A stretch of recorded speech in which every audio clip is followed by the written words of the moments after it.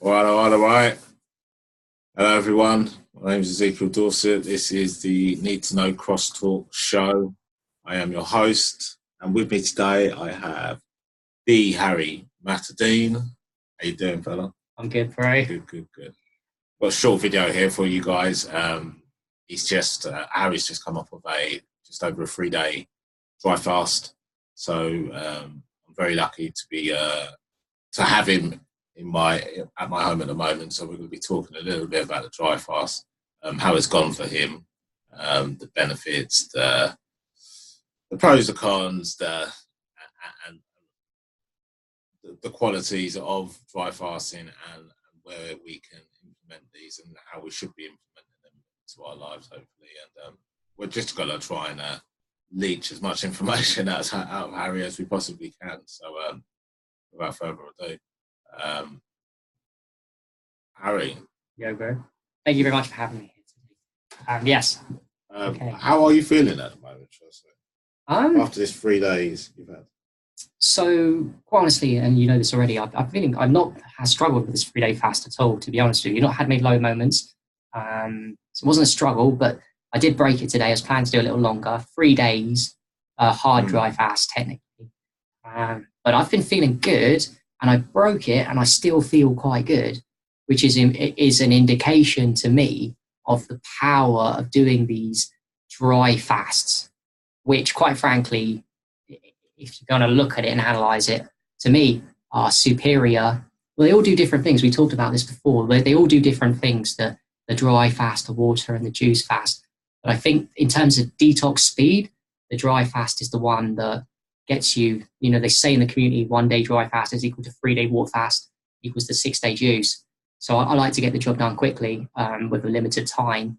Do you want to, just to add towards that, can you explain a little bit to the viewers as to why 1 day dry fast could be or is faster than any other fast in your opinion? Sure. What's the reasoning behind that? Sure. Well, the theory is, and I think Arnold Ehret, do you know Arnold Ehret? Yes. So Arnold Ehret started in when he wrote his book, he wrote something very famous. He said, the less water you drink, the faster the fast proceeds. This was from his direct observation with doing these fasts, with drinking less water.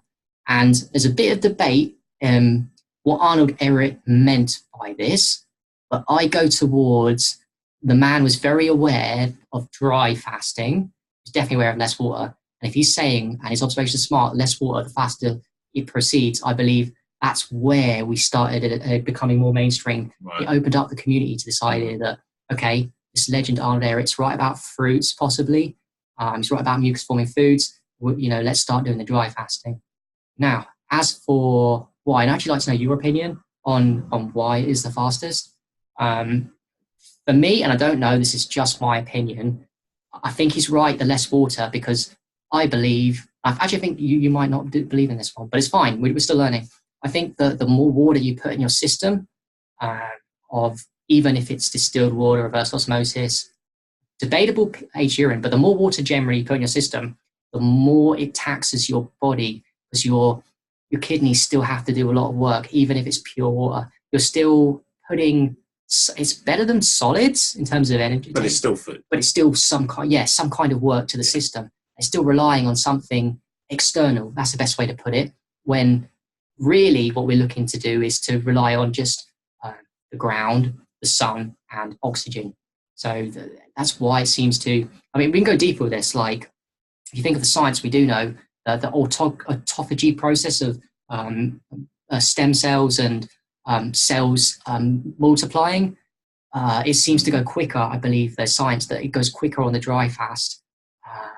The multiplication of stem cells. Correct, yeah. And is faster producing on a dry fast. Yep, that's what I believe, 100%. Okay. Although it does produce on the other fast, don't get me wrong, but much quicker time. The autophagy progress, another thing as well, this is important, and I believe this to be true. If you don't take any water externally, your body is going to be forced to use its own internal supply of water, the theory is this, that I like, it might not be true, that the way the body makes its own water when you've got a lack of water coming in is it takes oxygen from the air, because they say hydrogen, water is hydrogen, oxygen. It takes hydrogen oxygen from the air, and it breaks down the saturated fat muscle, the muscle is saturated fat. It's got extra hydrogens on it, right? It takes the hydrogen from the fat muscles and combines with the oxygen in the air and creates its own special kind of water, which they say, and my bias, even though I like urine therapy too, is that the most powerful water you could ever take, ever make, or ever take even, is actually not produced from the outside. It's produced by us when we dry fast. And it goes even deeper, and it goes even deeper than this. That water, because it produces that amazing water, but the body knows there's a limited supply of water. So what it does is the body doesn't make enough water to feed all the bad things inside us. And the body's smart, as we know with fasting, it knows what it's doing. So with the limited supply of water, it knows to target the cells that are healthy, and it knows, like a survival of the fittest, if you believe evolution, it doesn't give water to the nasty bacteria.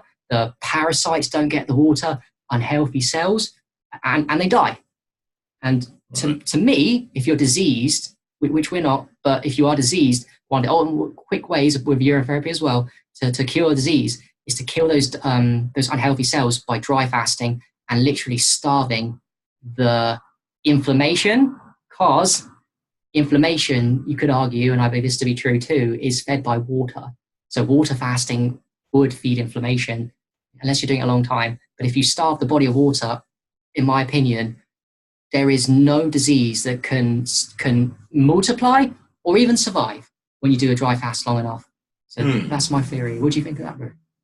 Well, yeah, it makes a lot of sense. If you are introducing the body with water or excess water in the response of the body, it would make more sense that the body is going to be under more stress naturally, because it's still going to have to, even though it's not breaking down the solids, it still has to distribute whatever's in those waters, spread the love literally within the body, and then it will figure out how much it wants to keep and then how much it needs to excrete, release. So yeah, it's still going through a process. So the gut's obviously doing its thing, etc., etc. So that would make a lot of sense. And if you can, by doing the dry fasting, in my understanding, your body has the opportunity to start essentially sort of looping its own energy that it's got within, and start getting used to actually balancing itself out without having added applications of food or if you want to call water as well. So that makes a lot of sense, to be honest. Yeah. So I resonate completely with your message. Yeah. Okay. Well, you triggered me actually. Do you mind if I just go on, say something? So something about internal production. I just thought something that's linked in with urine therapy. Now, people that are against urine therapy say, why do we need to do it? And, it's not natural, it's a waste product. Well, funny enough, my experience alone, let alone what I hear from other people, tells me that when you do dry fasting for over 24 hours and you go to bed at night and you're peeing less, not just at nighttime secretions, but the day. Now, you're going to think of this, you think of this logically, that makes sense because you're not putting any food, which comes to water, and there's no water going in. Well, guess what? You're producing less urine because your body's kind of desperate for water. It's making some of its own, but needs more. So therefore, you are internally looping. It's going to the bladder, and your body's like, where's the food and water coming in? It's not coming in. So I'm going to reuse that.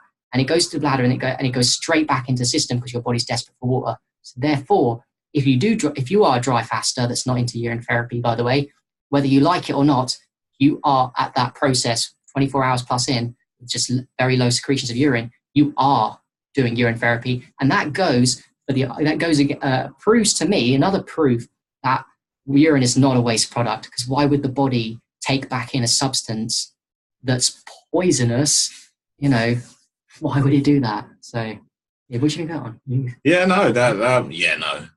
Yeah, very interesting. Very, very interesting. I'd like to see some more information on that. But again, there's a lot of logic behind that. It seems to sit quite comfortably, to be honest. And I've experienced doing some looping myself through doing just alone intermittent fasting, and I tend to not drink that much as I used to anyway. And that theory of having a certain amount of water within the body to keep the body going, etc. I found to be not quite so true. Interesting. And that's putting it politely. So, very, very interesting, and something I'd like to get some more information on that myself, actually, just to solidify it. But just another thing to interject quickly. People often talk about this without dry fasting. People have had experiences now when they're kids. I can't say that I remember myself, I must confess, but people said when they were kids, and even now as adults, you'll often get the experience. Maybe you guys have observed this and link it in with looping. You've needed the toilet, and then you forgot about going to the toilet. It was in your bladder. You kind of were desperate or semi-desperate. You forgot about it, and then a couple of hours later, you need the toilet less. So that, to me, is another indicator to prove that you are looping your urine. Does that make sense to you? Because how else could you need the toilet and be a certain state of needing a pee, and then a few hours after needing less of a pee, where it must be going back inside the body? Yeah. So, well, I've heard people, and looping's nothing brand new to me as well. I've had a lot of people doing it and getting some interesting benefits from it also as well, and it's been helping them during fasting as well to loop. Yep. I've heard of people looping and getting their energy levels are very high, balancing up or picking up, gradually getting higher and higher. So very interesting. Again, it's something that I haven't delved into the realms of too far, but I would like to get some more information on that in time as well. But I mean, off my own experiences, looping was quite beneficial, actually. It allowed me to it stabilised me quite well when I was just doing my style of fasting. I thought it was quite beneficial. To me, it could be like, even though I've just said those things against drinking too much water, we have to remember that urine is a nutrition supplement as well. So, you're getting, if you believe in nutrition or that's your focus, that's fine. Urine looping would give you that nutrition cycle. Plus, looping will make the urine more pure. I think we could agree on that. The water becomes more pure, more distilled, the more you loop. So you're getting higher quality water each time you loop the water in. So, there's a place for dry fasting. There's a place for sham fasting. There's a place for water fasting. There's a place for juice fasting. For example, I'll be honest, this is about dry fasting, but from my experience and other people's, dry fasting does not really, at that moment, help with the bowel movements, for example, and taking that, the waste that we will have in the colon. The dry fasting, after maybe, it does improve the bowel function, but during, if you want those toxins in the bowel out, it's probably best not to do dry fasting, or to do dry fasting with an enema, or for example, that's why kind of there's a place for that water to get inside. Or looping even would do that, I think. Did you experience bowel movements on the looping pretty good? Or? I'm thinking about it. Yes. If I'm right, I was right, but I didn't go to the toilet that much. I don't believe. You might have had that much waste in your colon, to be honest. It depends on how much waste you've got, isn't it? Well, okay. Well, moving on. I mean, so when you started, or just before you started your dry fast, did you go in with a particular regime? Was there a method? Did you have a style of what you was eating or what you wasn't eating? Did you prep for it, or did you just jump into it? These big ones. So, as you said, I've done a 72-hour one. I've also done last November a 7.5-day one.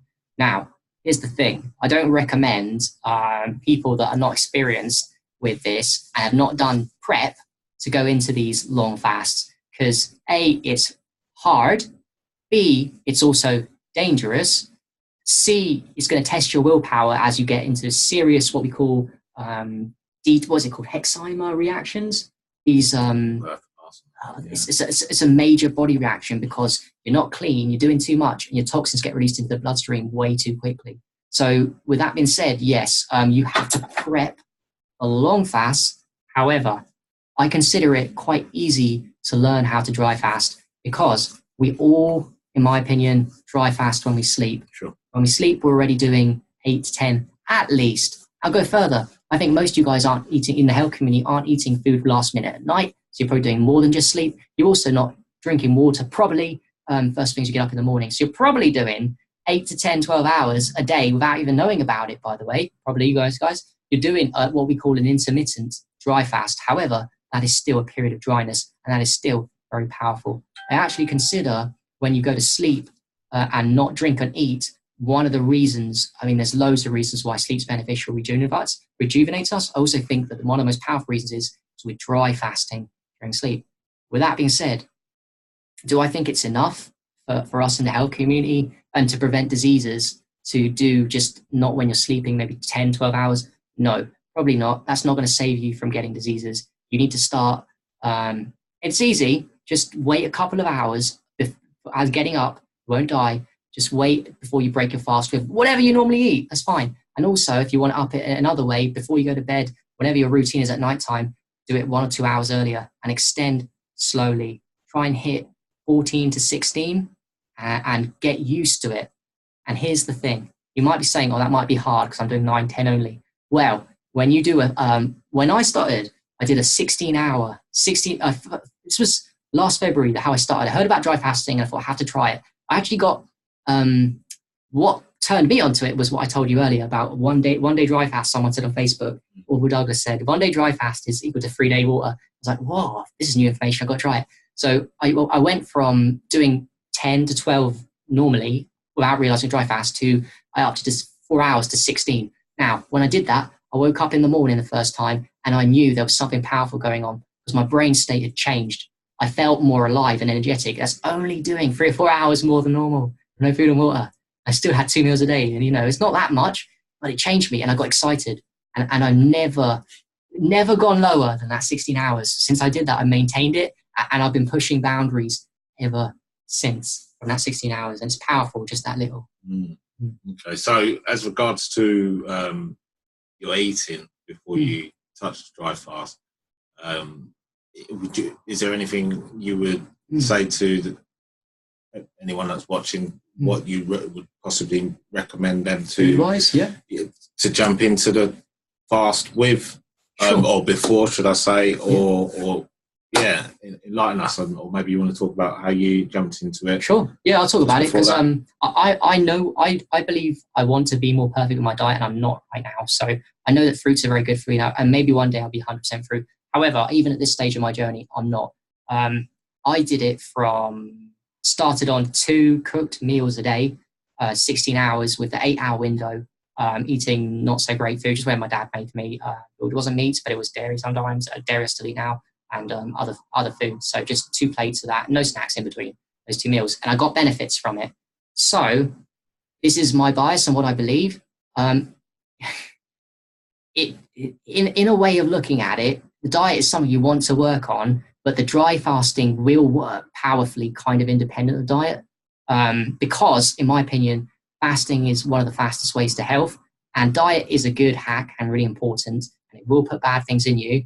But with dry fasting, because at the speed, you think about the speed of which it works compared to a normal fast, even these daily intermittent of 16 to 18 hours will almost wipe out the toxicity of 1 cooked mood, maybe not 2, but 1 cooked mood a day in these small daily dry fasts because of the speed of it. That's how I look at it. And that's how it feels in my brain. It's how I know. I feel very sharp having 1 meal a day now and technically dry fasting every day outside of my long dry fast for 21 hours. So, and then just doing my shabambu a couple of hours after in the window, a small wet window of 1 meal a day and then a bit of aged urine or enema. And then I go dry till the next day for 21 hours. And that is a game changer. Okay. If you can up your daily intermittent day dry fasting without any prolonged stuff, that you will experience, I believe that's a removal of most diseases, nearly all of them. Just that alone.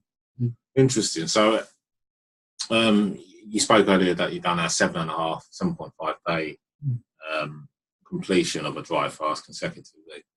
And you've just done over 3 days today, finishing today.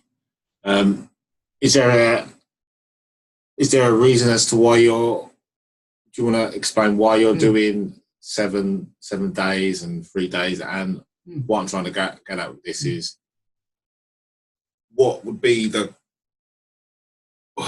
is there a correct protocol to possibly do with dry fasting?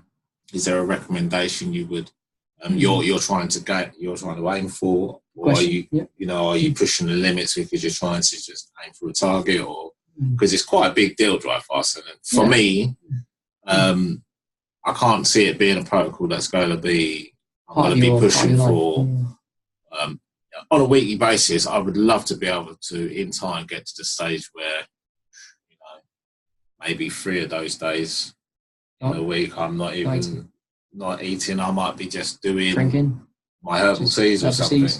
Do you know what I mean? Like something as simple as that. That would be great. You know, because I understand that the idea of giving the body a break, and you know, I'm quite big on the herbs and the roots, and again the UT, the urine therapy works quite well as well, each to their own. But yeah, so dry fasting, how protocols? What do you? I'll explain a little bit. So we are a little bit different. It's awesome. No, everyone's different. Everyone's got their own different masteries.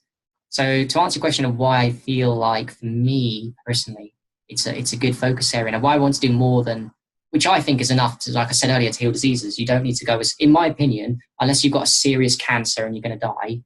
Most of these acute illnesses, definitely, all you need is a 20-hour daily, just 16, 20 hours daily dry fast, and without diet change, by the way. Diet can cure disease too, as we know.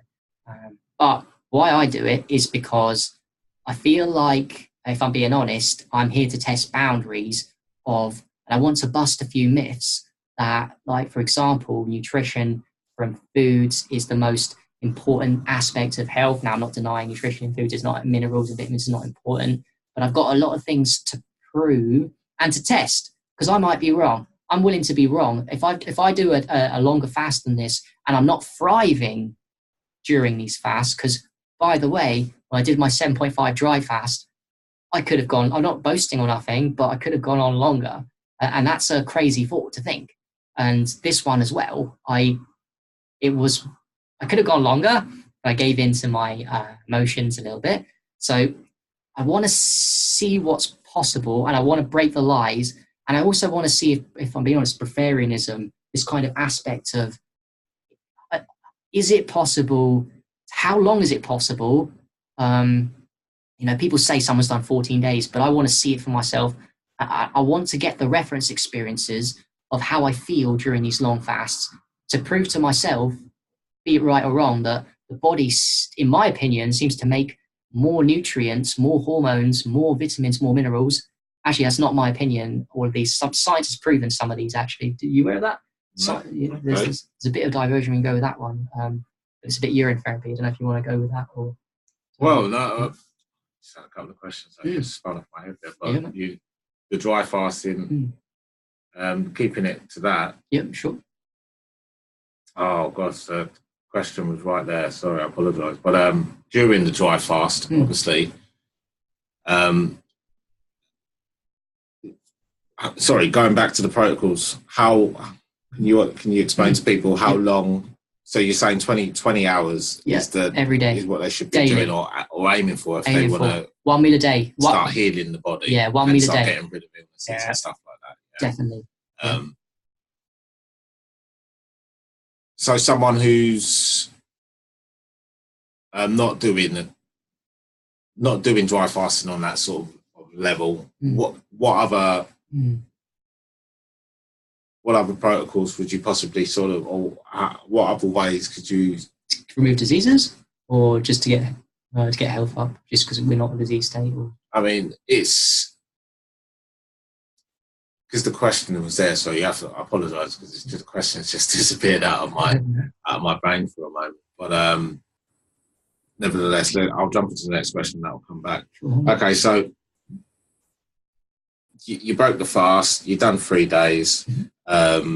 You've eaten whatever it is you've eaten today. You've shared that you're attempting to bust the myth of nutrition per se, and actually whether it's so important as people seem to be suggesting.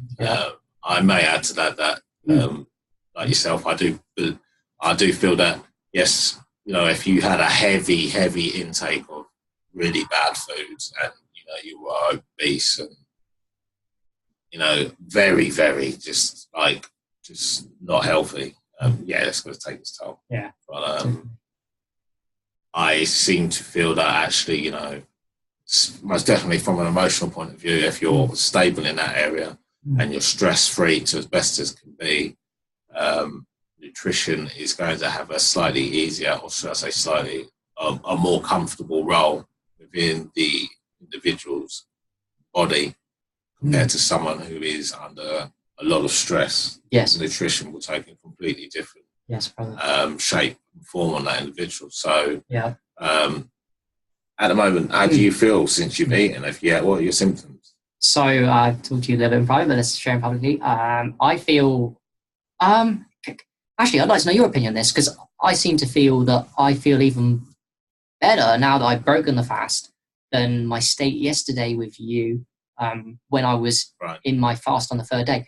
Have you noticed that I'm in a better mood, a good mood? Because I feel I am, but I might be wrong. So I feel like I'm up a little bit. Yes, you are. Yeah, and obviously the difference that we've had today is we shared a bit of time, so we actually did a bit of grounding as well. And I'm pretty confident that would have made a difference. Very true. And the sun wasn't out either, so it's quite similar as yesterday. But the sun was out yesterday, so I had that benefit, and I wasn't feeling as good.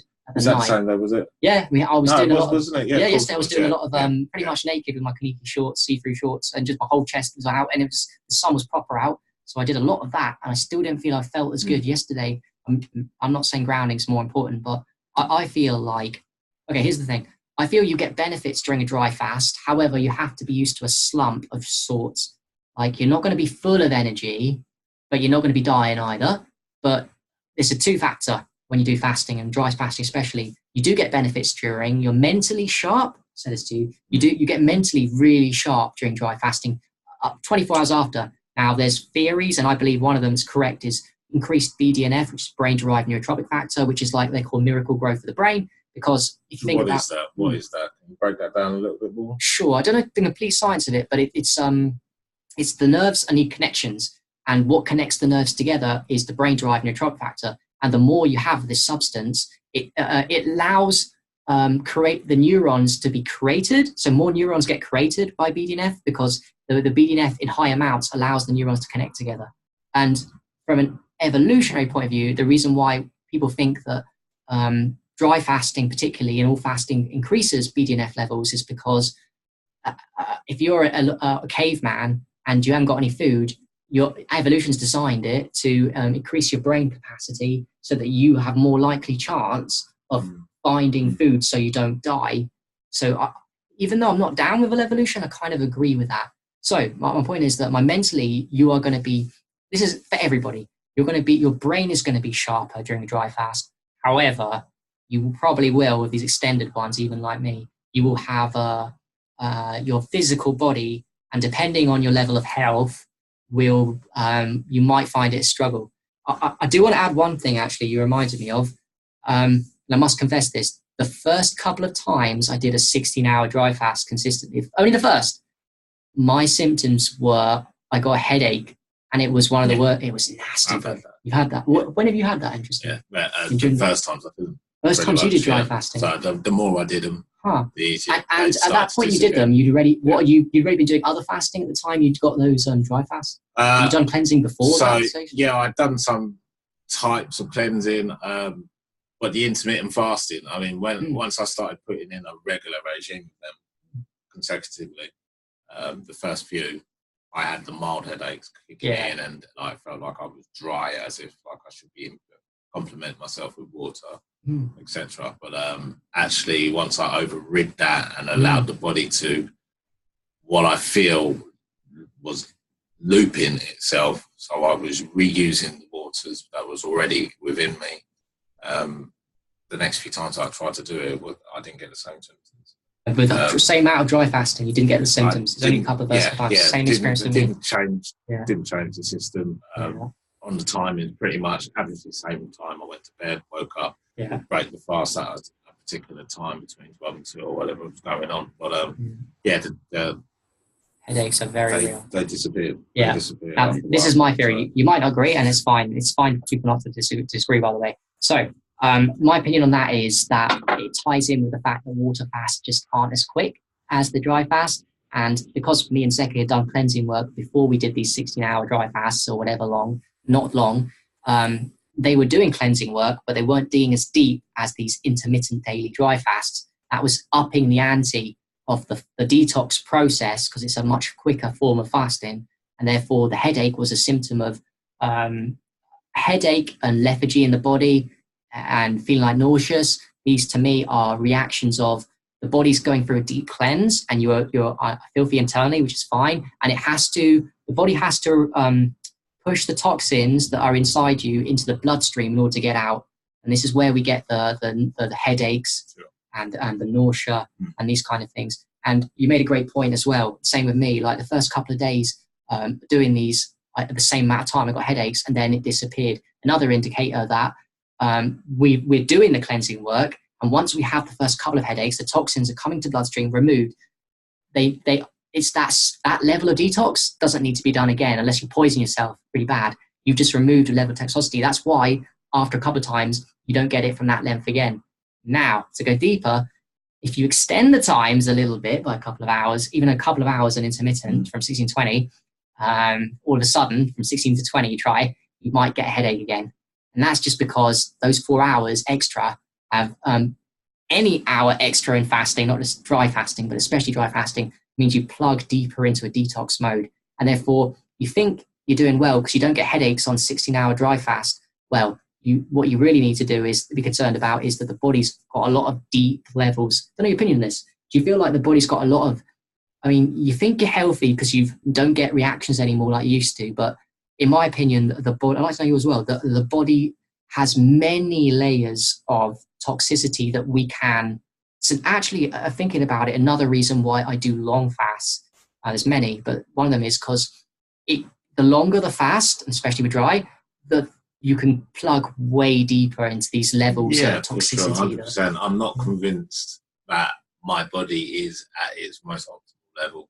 And that's not just because that I eat foods, even though that may add to it, it does add to it.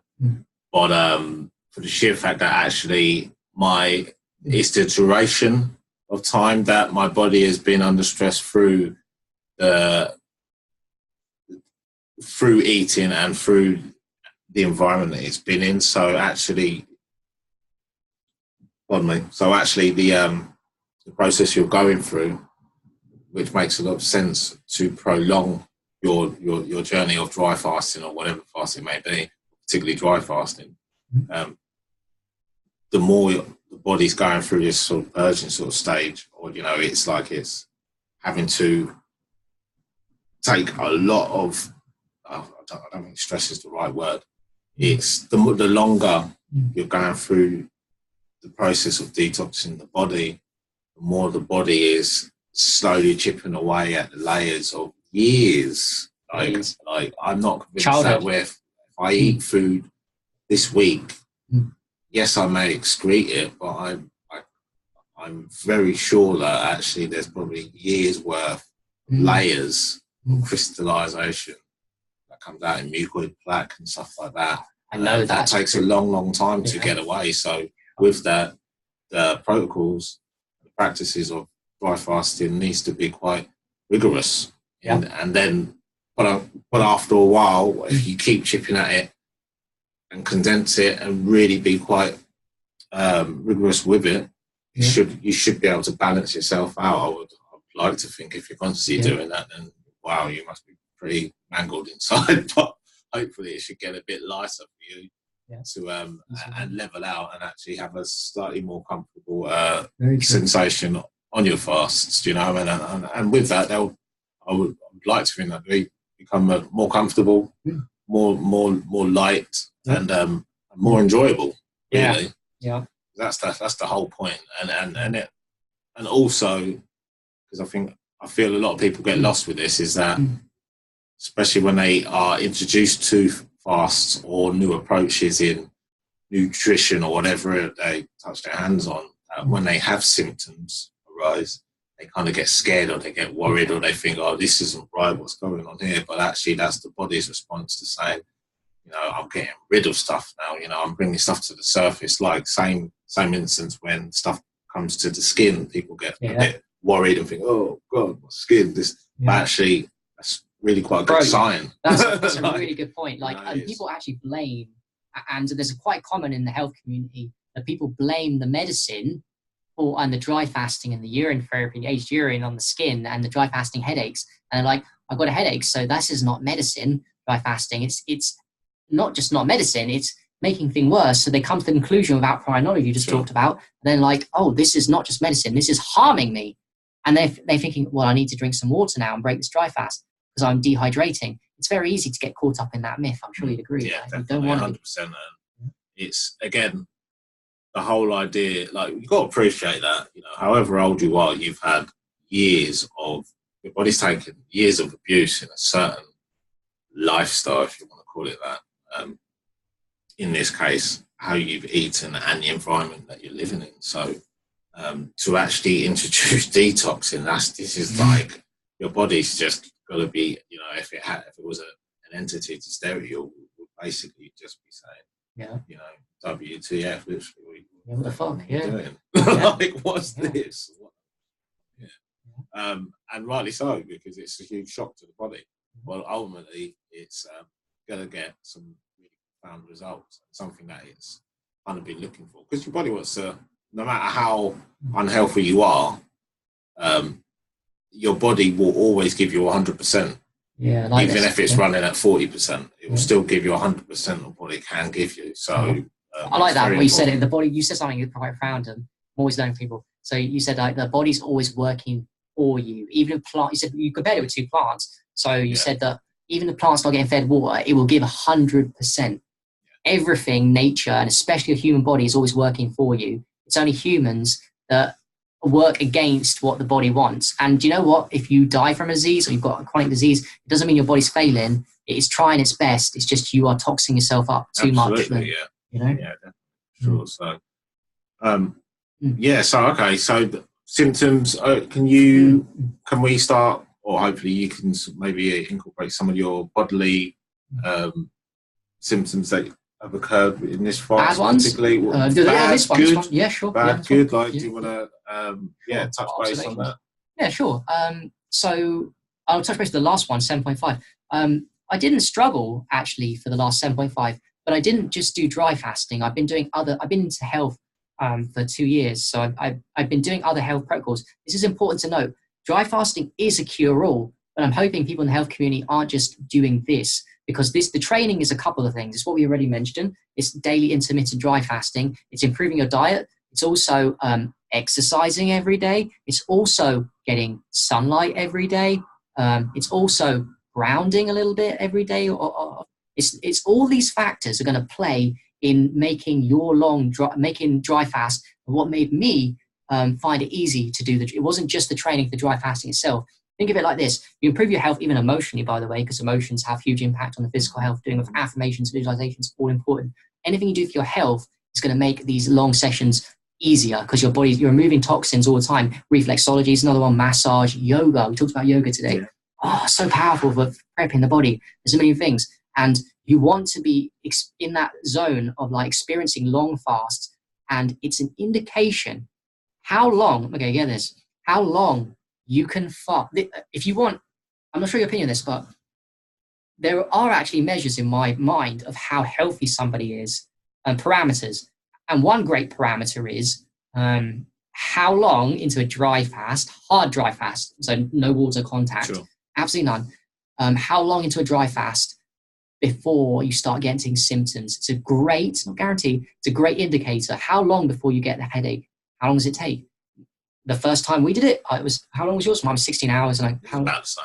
Okay. Yeah, but in that case, we were it's interesting because I was in urine about similar. Now, you might get it at 12 hours. I've heard a lady on Facebook that tried it for me and did it 10 hours. And she's drinking Kangen water, which is supposed to be healthy. I'm not going to diss it. But, it made me wonder. It made me think that, and I know this lady is not as healthy as she thinks. She's getting a headache in 10 hours. That's not a problem. It's just an indicator how healthy you are. Now, the reason why I reckon, not to boast, I go on for so long, 7.5 days, pretty easy. 3 days, this one, not really too many symptoms. As you've seen me, I was out and about and not laxing and walking and shit. The reason why I could do it is because I took a lot of health into that. Now, transition a little bit, all the things we mentioned, but particularly my aged urine protocols, I believe, was key in doing that 7.5 day one, because I believe of all the protocols I do daily, and I do a lot, the age during drinking of about 250 mils, but it's powerful in that small amount every day consistently. That was great prep to take me into a very high level of health. This obviously sounds a bit silly, but you were doing the age urine, and that prepped you up to get to help you towards doing a 7.5 complete dry fast with nothing. Yes, that's what I believe, because I was confused. I was quite shocked when I found 7.5 days easy, because the boys I was doing it with were doing a water fast, Shivambu fast, and they were struggling on day 3, whereas I was doing a much harder fast and not struggling. So I was generally confused, surprised and confused. And then Fabian said something to me when we were doing an interview with him. I don't believe there's a coincidence in life, actually. And he told me, well, I think the reason why you could do it so long, Harry, is because you always drink in aged urine. And I thought, yeah, you know what? That coincides with I'm very healthy. What is the most healthy protocol that I do on a daily basis that led up that always do? Always do that. And it must be the aged urine that led it. Yeah, well, very interesting, because for me, when and this is going to sound really strange, but I used to drink. I haven't drunk since 2015 now. Alcohol, those. Yeah, sure.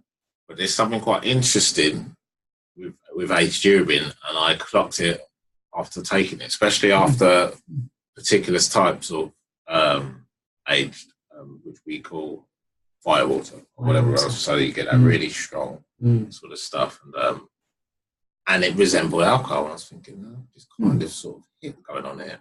But with that hit anyway, I found myself it almost suppressed my appetite.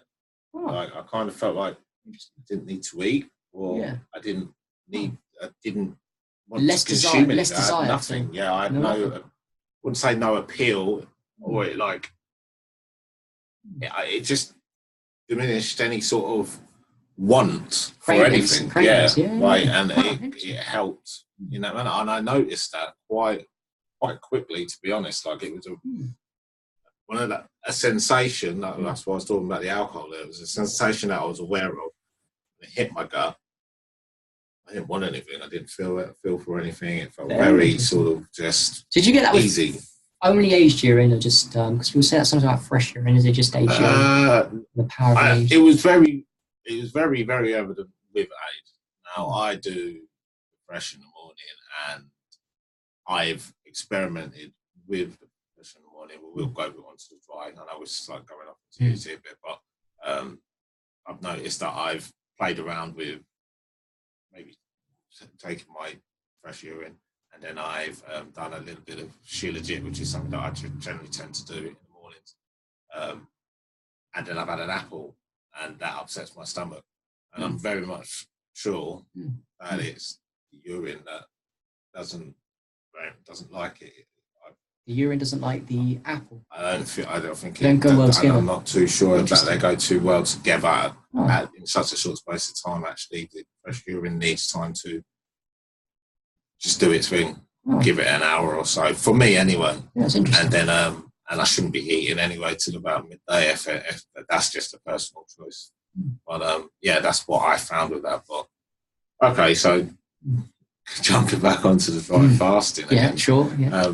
Did you have any, and we're going to talk about symptoms again. Yeah. How did your body feel? Like, did you have any aches or pains? No, not at all. No? Not, honest to God, not at all. However, you brought up an interesting point here that we can talk about. In my opinion, and you might disagree with this, I think the whole purpose of fasting is to give your body a rest. Now, daily intermittent fasting of hard, dry, or even water, especially, these kind of daily intermittent, I think, and 1 meal a day, you can get away with exercising during. However, when you get to the stage of 24 hours plus into a hard, dry fast, I've done the experiments myself and heard other people's opinions, and I think there gets a point about 30, 40 hours into the hard, dry fast where exercising is during it, not yoga, not soft exercise. I mean like running or jumping or squats or whatever, even little things like push-ups and stuff. It's not it's gonna impact your fast in a negative way, take away from the healing, and therefore you might get I think it slows down the healing. It impedes to do during these hard dry fasting. That's very, very interesting. And I have to honestly say, I can't,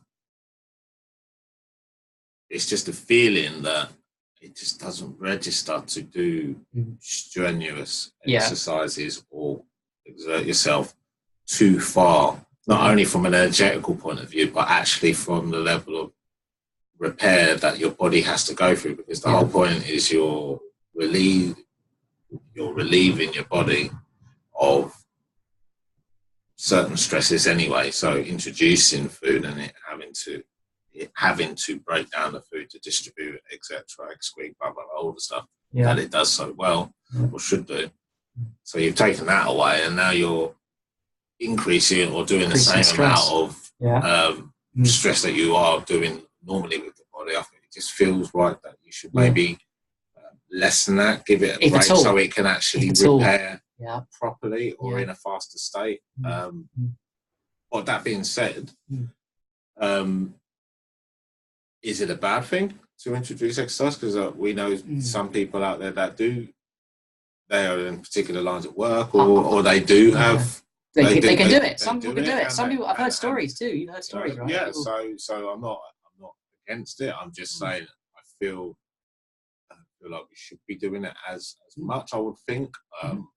That being said, when I do my intermittent fasts, and I'm at work and it can be quite physical, I can push through quite strong day. Do you do in your work? Are you doing water fasting, daily intermittent? Or are you doing hard dry fasting intermittent? Which is your preference? So which one are you doing? Daily on a daily basis? On the intermittent fastings, I would like to.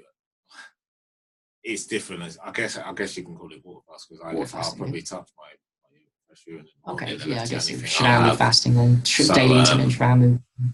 But it would have to be a water fast, I guess. But just going on the physical side of things, I've definitely approached where I'm lifting and I'm moving things about here, there, and everywhere on site, and I felt great. I felt fine. I've always been a generally physical type of individual as well. Everybody's different, I get that. But I guess from a repair point of view, the body, it just feels right that actually doing less would gain more. That's how I feel too. And I come from the point of view that I've heard other stories of okay, get this. I've heard stories of people being fine during deep into dry fasts and combining water with dry. Now, I think it's okay if you have loads of energy and your body, you'll know this intuitively. So say you're going for a long dry fast or a long water fast and you can feel like an abundance of energy, fine, do it. However, I did my own experiment and I'm glad I did this. I walked into it a bit naively. I was about on the 7.5 day dry fast. On about day 5, I thought, okay, I'm going to do not proper exercise, not yoga or anything, or not running out. But get this, I did some push-ups, just push-ups. Now, I did about 7-8 push-ups, waited a minute and did that about 3 or 4 rounds as an experiment because I thought I wasn't feeling bad. Actually, here's the thing. It's a paradox what I said there. I said it's okay to do it, I think, if you've got full of energy, but I didn't think I didn't have that much energy. I didn't think like I was lazy or I thought I could cope with it. I thought in my mind I could handle it, but I did that. So here I'm saying I did 7-8 push-ups and waited a minute and did that 3 or 4 rounds. So about 30 push-ups in total, spaced out. Not a lot. Now, as soon as I finished that process on day 5 of my dry fast, I felt shit. I felt that all the energy that I had before, which was quite high, had just disappeared. And for the first time, because the other boys were doing Shravambu fast and they were constantly sleeping because they were struggling with detox. Now I wasn't. But when I did those push-ups, for the first time, I had to go to sleep during the day because I completely ruined, in my opinion, I completely gone backwards in my healing. I believe just push-ups for me at that stage, when I didn't think I was that bad, had actually ruined my system. I had to sleep that off in 2 hours and regenerate my body.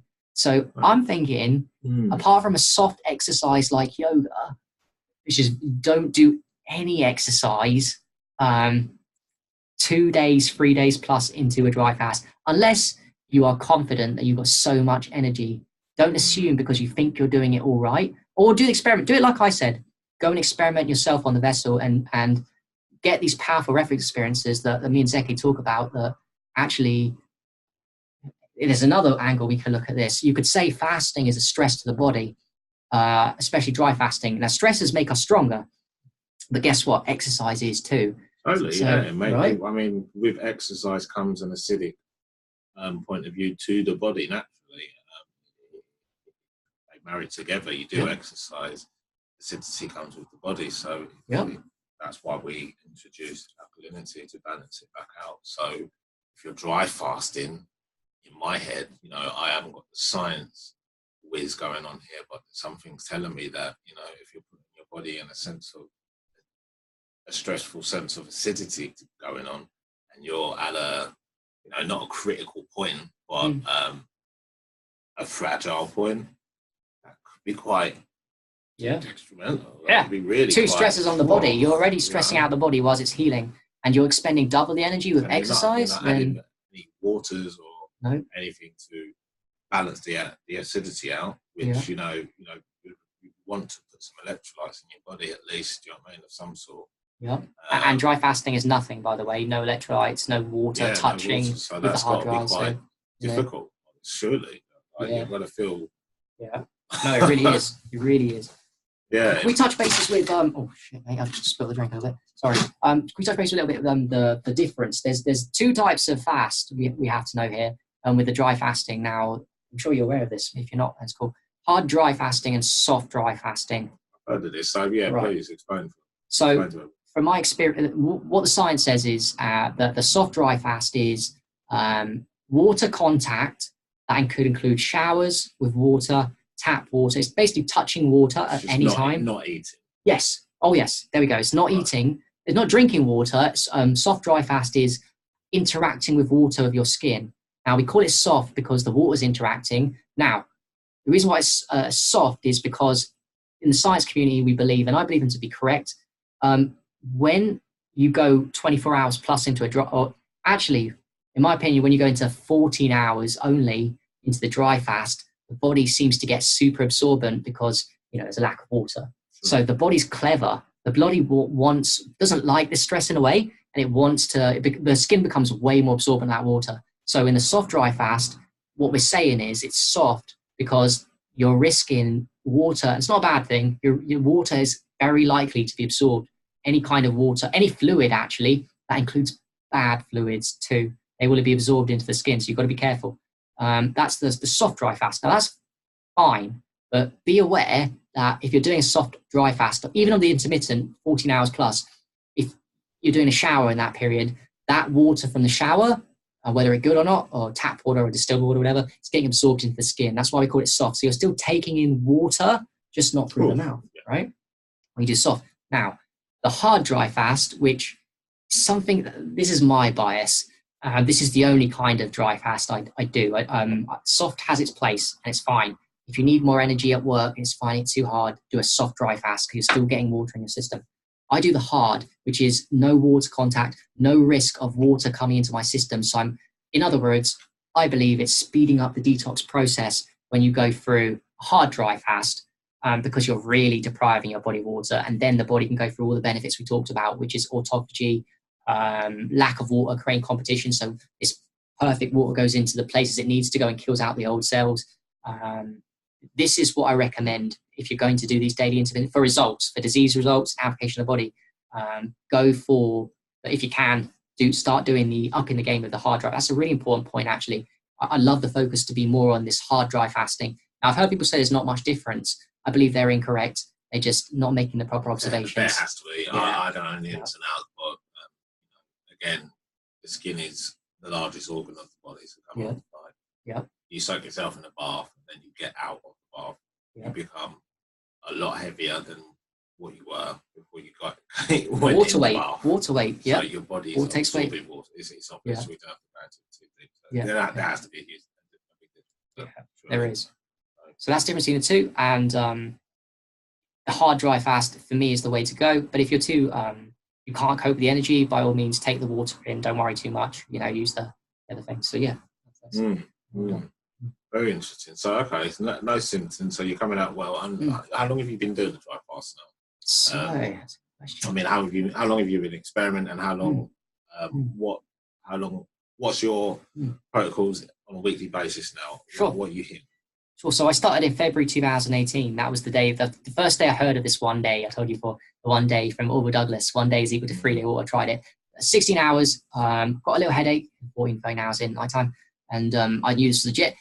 Since that day, I was maintaining for about a year. 2 meals a day, 2 cooked meals a day, and 16 hours. Never going lower than that. Then when I moved house last year, I upped my game from 2 meals a day to OMAD, which is 1 meal a day. And I went from 16 hours regularly dry fast to 20 hours dry fast. Then a couple of months after that, I wanted to try long dry fast in 20 hours. So I went to, I did some extreme stuff. So I did a 13-day period. I did back-to-back non-stop 2 3-day dry fasts. So I did 3-day dry fast, broke it with juices, with good foods as well. And I did another 2-day, and I broke it with fruits, and I did another 3-day, in total 13 days.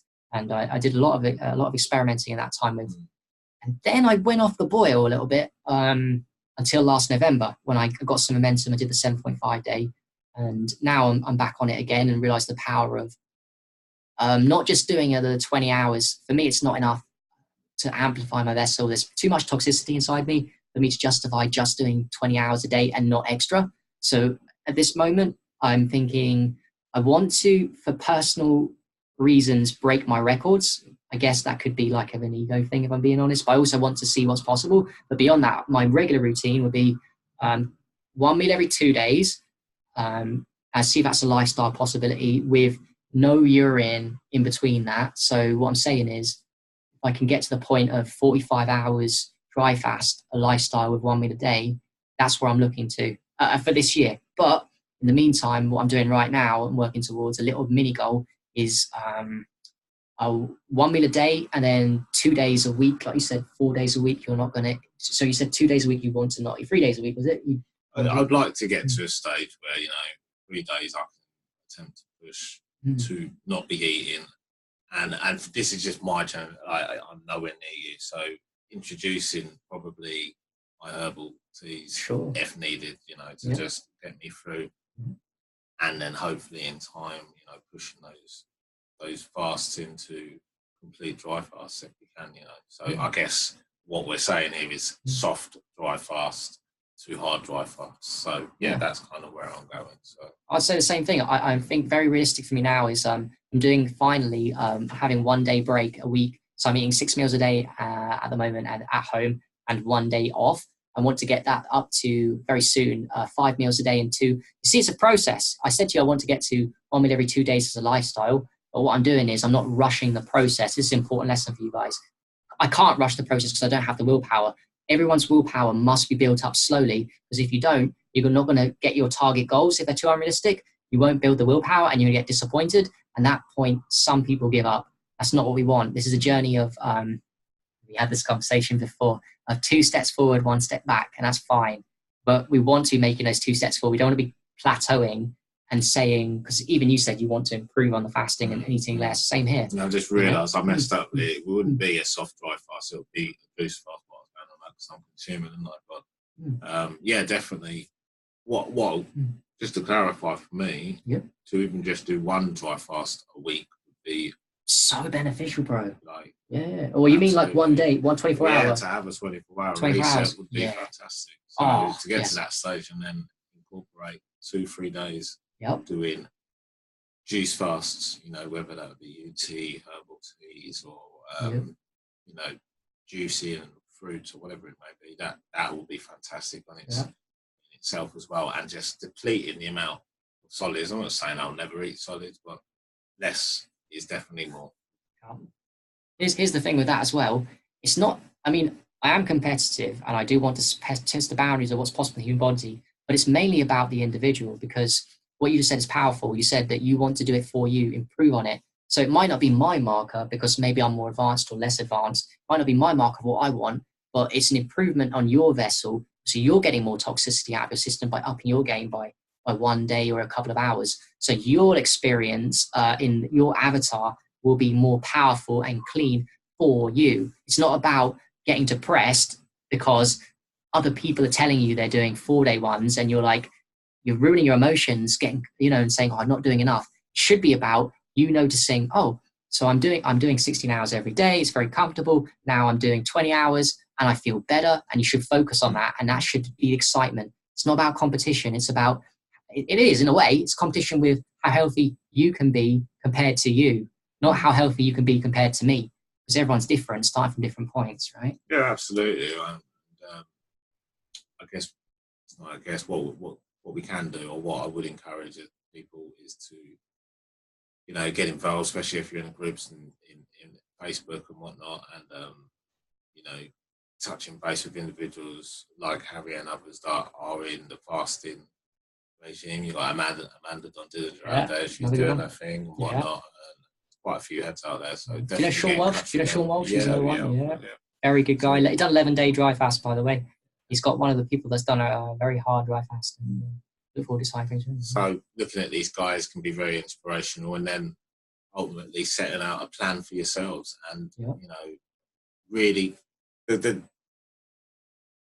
aim is to complete the goal. That's the idea. So what I've found, and I've done it, I've been my own worst critic, is to aim high is good, but you want to be able to achieve it. So make it realistic. Get real. Seriously. Actually, if you can clock it and it was a little bit easier, well, that means you got the opportunity of teeing it up again. So add a little bit more. Do the same. A little bit more pressure. You do it again, great. Okay. Add a bit more.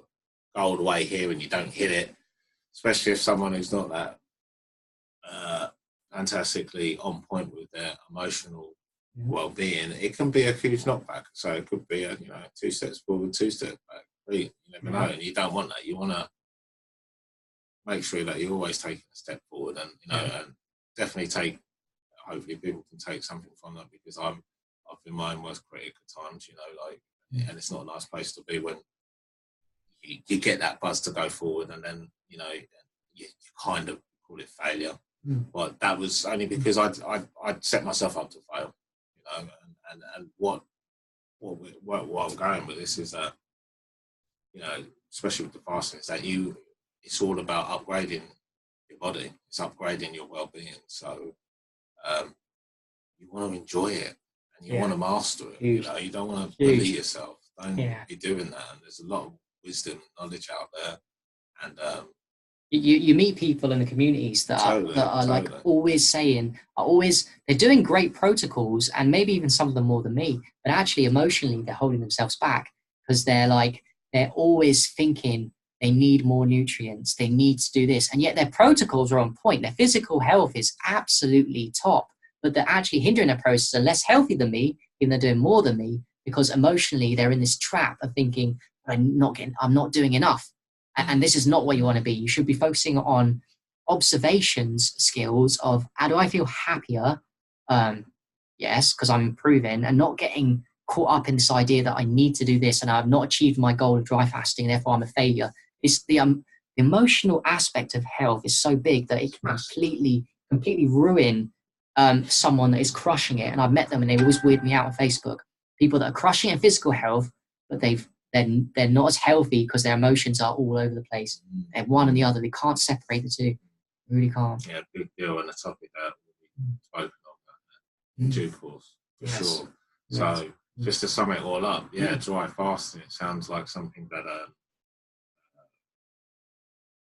we should be adding. I'm almost, I want to say that it needs to be part of our foundational set of skills. So I need to add a little bit more, because I'm very wary of my words. So it's very nice to have Harry here to share the space and incorporate more on dry fasting. But I'm getting a huge feeling that dry fasting is something that should be incorporated into our lifestyle package. We should be learning from this. Just a quick one, bro. To add on to it, it's very obvious. But what does the animal do when they get sick?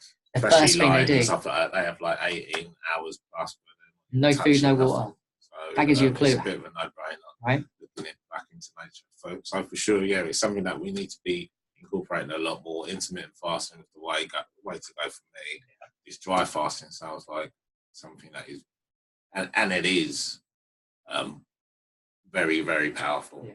I'd love to touch base on it more, and I'm really, really looking forward to maybe not doing the 7.5 day trip, but definitely experiencing 48 hours to 36 hours, taking it from there. But yeah, another great talk, Aaron. Thank you very much. I appreciate you having me on. And, wow. Okay, well, that being said, I'm going to round it up. Is there anything else you want to talk about before? Not really. Just to encourage people, you work wherever you're at. Remember that dry fasting is, or fasting generally is one of the fasting way to health. The clue's in the title. Fasting, fastest way to health. It's a good way to remember it. It's not as hard as you think it is. Go slow. Remember that headaches and symptoms don't mean the medicine's not working. It just means the medicine is working, which is an irony, really. You have to understand that if you want to get well with dry fasting.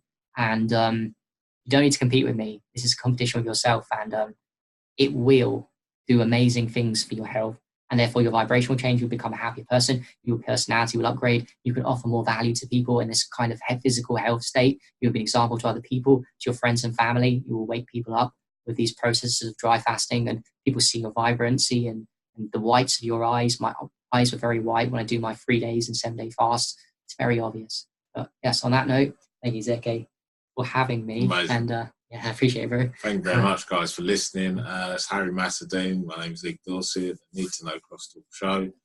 We are out. Peace.